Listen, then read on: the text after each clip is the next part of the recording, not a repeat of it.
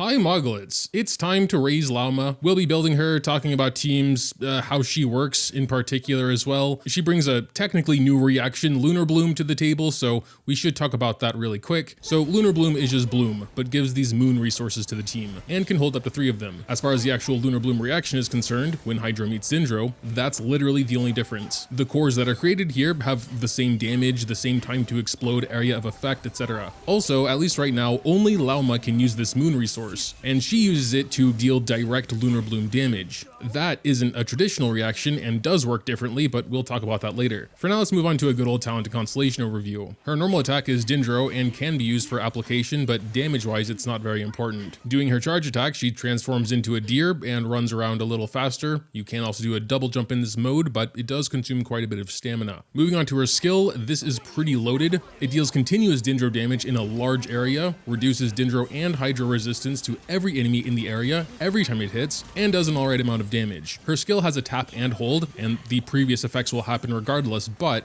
you should basically never use the tap version in a normal scenario. The hold version is what consumes this moon resource we were talking about a second ago. This not only increases her skill's damage via an extra hit, but that hit is where most of her actual damage lies in the form of direct Lunar Bloom damage. Also, I should note that this direct Lunar Bloom damage can crit. This is based on Lauma's crit rate, so you can think of it more like a normal attack and not a reaction. Also, consuming the moons via hold gives her special stacks that can then be consumed via her burst to give a party-wide buff to all Dendro reactions. Speaking of burst, that is basically that. It does, by default, provide 18 Pale Him stacks, and if you had just consumed 3 moons via her held skill, she gets another 18. So now we have 36 stacks. I should note, you can actually cast burst before hold skill and still get the extra stacks, as there is a certain window of time after burst where the stacks will still be converted. But anyway, anytime a Dendro reaction deals damage, 1 stack will be consumed, and that instance of damage will be buffed based on Lauma's EM. Very similar to other buffs of this nature, every time you see a number appear,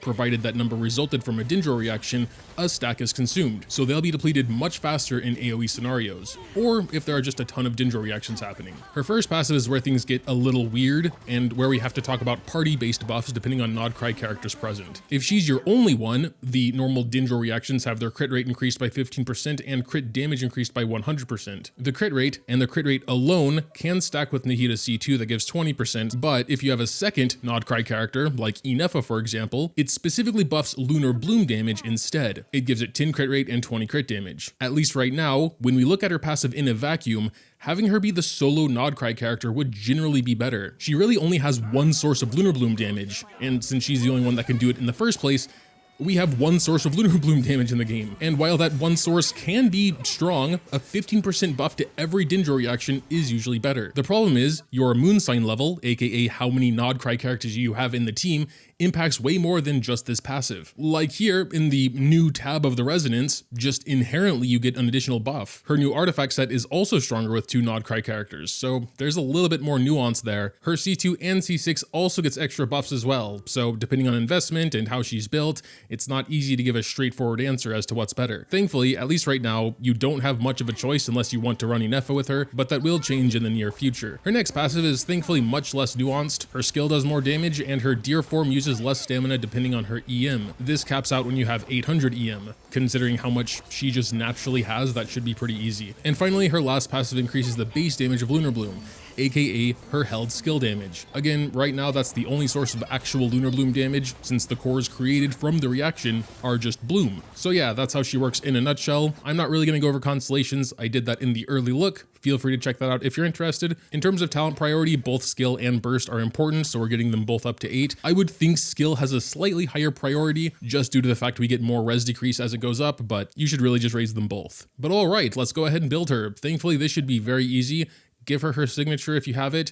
If not, play the event that is currently running and get the free R5. It's actually really good for her. If you are watching this after the event has ended and you weren't able to get it, I don't know what to tell you, man. That sucks, but also just give her the highest EM weapon you have, I guess. She just really wants a bunch of EM. Since I haven't played the event yet, and I usually like to stick to a 4-star for the raising showcase, or the first one, we're going Sacrificial Fragments. There are potentially better options, but honestly, just get the one from the event. In terms of artifacts, we are going Deepwood today, because no one else in my plan team has Deepwood, and I think you should have a 4-piece Deepwood somewhere in your team. Of course, for God mode, when we have a higher investment team, I'll probably take my C2 Nahida and she'll be in Deepwood. Of course, the eventual plan would be to get her in Silken Moon Serenade, her sort of signature set. Gilded Dreams is also a solid set, but my plan would be, if we can't get a decent Serenade set, would just be to go 2-piece, ER, EM, or 2 EMs, etc, etc. Here are her current stats. We're sitting at 1140 EM and 176 ER, which I think should be enough. We are going triple EM with a heavy focus on energy recharge on the substats, and that's just how the default Lauma build goes. Of course, if you have some really cracked pieces, you might be able to get some crit stats in there as well. I just wouldn't sacrifice the previous 2 stats for that. When I was first summoning for her, I kind of noted that, hey, you can actually get a decent Hyper Bloom team going with just this banner. So that's kind of what I wanted to try today. So we're going to be using Barbara and Kuki, the other 2 from the banner. We are going to be using Xingqiu instead of Kaveh, though I guess Kaveh would work perfectly fine as well.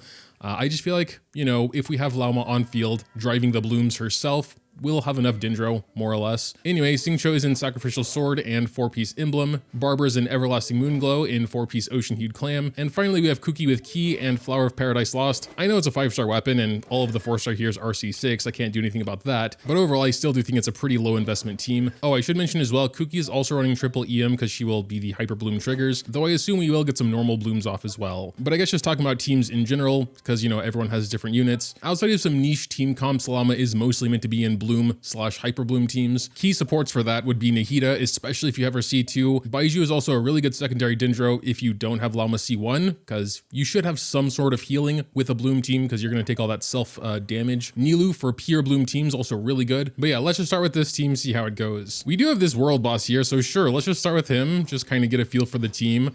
We're going to start with her held skill there, start getting some... Right, I forgot you have to talk to him first. Rip, what a waste of my moons. Okay, so that was a pretty bad start. Well, we'll just see what we can do, I suppose. So we are wrapping back around to Lauma now. We'll go and do the held there, and I guess we can do another one. Sure, why not? I haven't really thought about how like double skill usages will impact the moon stuff, to be honest. I just gave her that book for the Elemental Mastery on it. So we can do another held skill there and her burst as well. So all of our bloom damage should be like buffed now.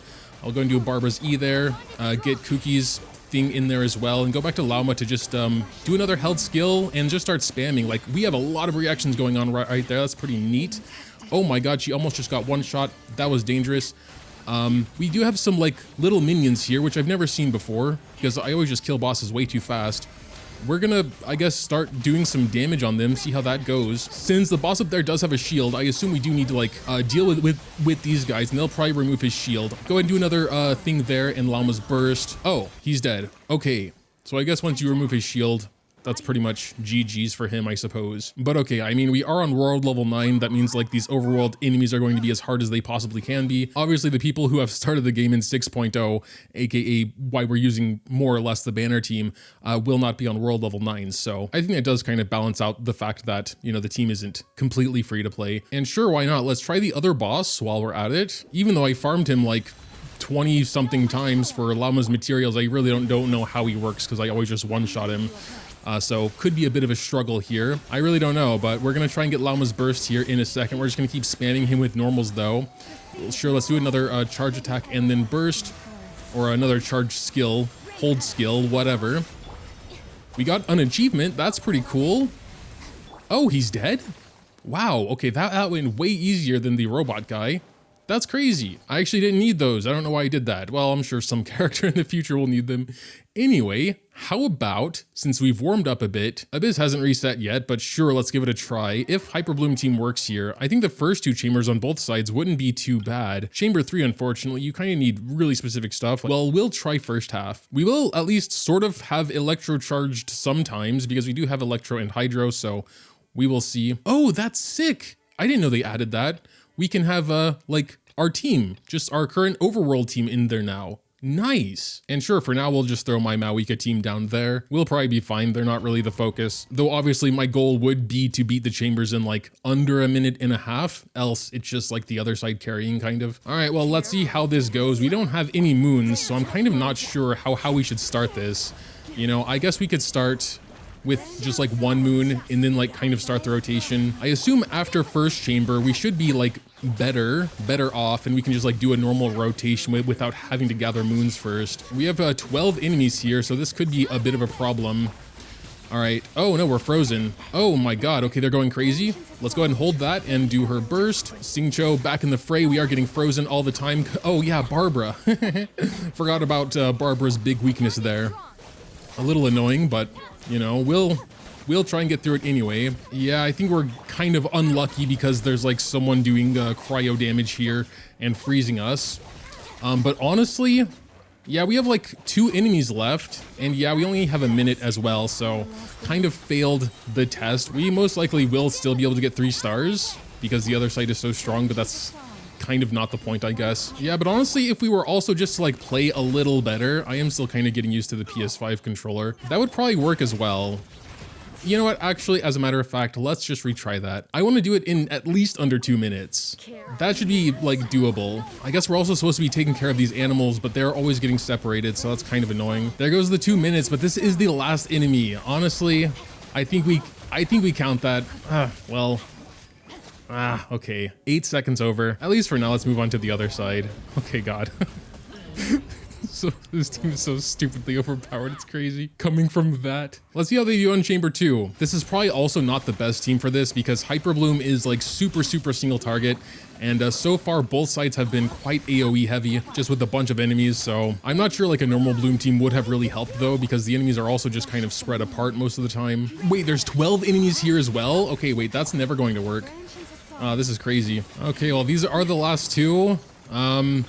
Again, I do not think it's going to be possible to do it in under 2 minutes, but I don't think it'll be that far away either. Here, just normal Bloom would have probably been way better.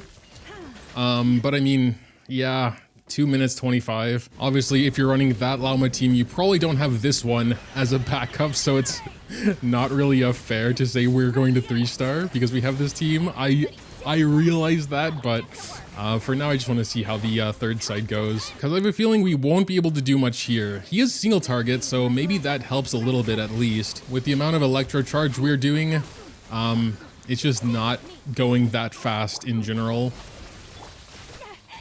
Oh, I think we actually got one shot. That was crazy. Oh, because we couldn't destroy his shield in time. Can we do that with this team? I guess right now there's not like a huge point of even going to Lauma, but like you can see with our current electro charge, we're doing basically nothing to him, to his shield there. I think it will be possible to destroy it in time, but like, I don't know, it's gonna be close. Okay, we could get him. I don't know what happened there at the end, but let's go ahead and start like our actual rotation now. I mean, I don't know. We could get like a decent amount of damage on him. He's already half dead.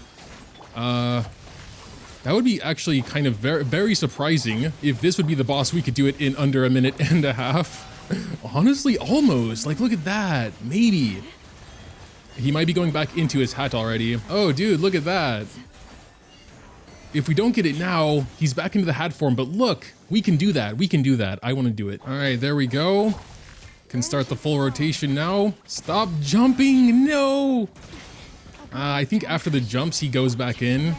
But look how close that was. Yeah, there he goes. Damn, it was almost exactly the same. Ah, oh, come on. So close. No. Look at him. Look at him.